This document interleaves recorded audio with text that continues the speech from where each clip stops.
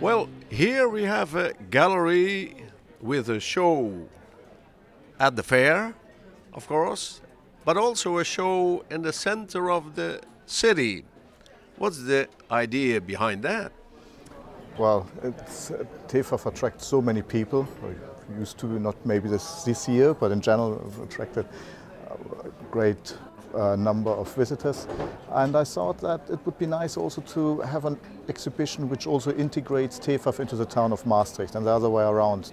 Maastricht is a host of TEFAF for so many years. And I think also TEFAF wouldn't be anything without Maastricht.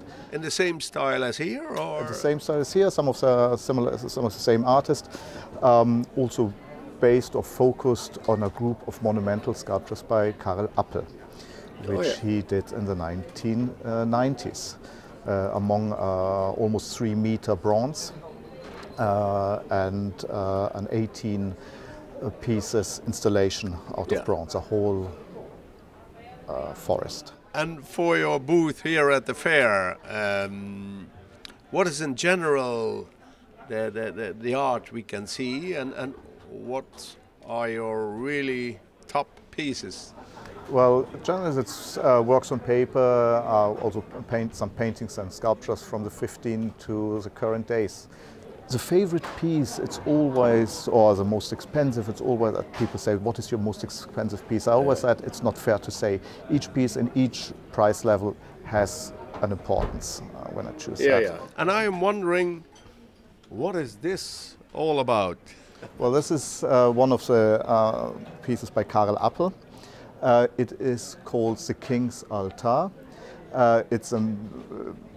He put together out of found objects and also papier-mâché models he built himself.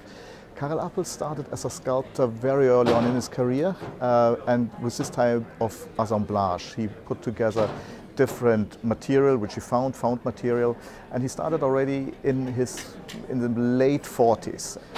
Later in the 60s, 70s he worked with different material, and then in the 90s he came back to his first ideas.